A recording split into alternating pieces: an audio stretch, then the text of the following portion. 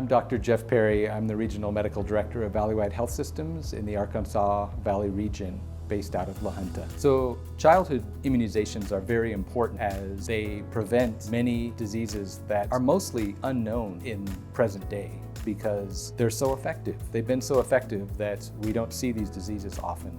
Diseases like pertussis, which is whooping cough, tetanus, polio. Many of us have never seen cases like this. Even many doctors that are in practice today have never seen cases of these diseases. And it's easy to slip into the thought that, well, they're not really needed since we don't see these diseases anymore, but they're actually lurking at the door and present. And every now and then we hear about outbreaks of measles and even cases of polio in the United States. Many people don't know that they're very serious illnesses that can cause a lot of changes in people's lives and even lead to death. And so it's not something to take lightly. So in terms of COVID vaccination in children, we didn't see as severe of illness, but very once in a while, a child would get a severe immune reaction. Much of the time with COVID, the real severity of the disease was seen in the immune system's response to the illness. With the vaccine, we see that the immune system is educated, if you will, on how to respond to this virus.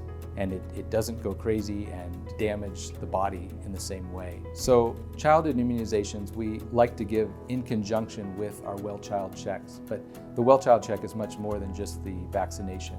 So at 2 months, 4 months, 6 months, 9 months, and 12 months, we like to see a baby to check on their development. Our goal is to keep up to date on those. And we know that sometimes people get a little bit behind on those series and we can do catch-ups even if you're a month or two late. Better late than never, we get that in there. But it's even better if we can get those on time. So all of these vaccinations can be provided here at Valley-wide Health Systems. And we encourage you to come in and talk with your provider about what you may or may not need and options for getting them, the timing of it, and alternate places to get those vaccinations if you're not quite ready. People to come in and visit with their provider about their concerns. And our preference is always that people would come into the clinic and receive medical care.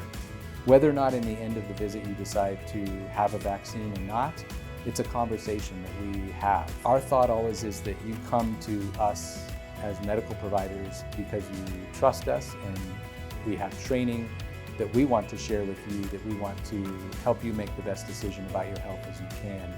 And so it is a safe place to discuss those concerns with your provider and know that you won't be denied care because you choose not to have a certain vaccine.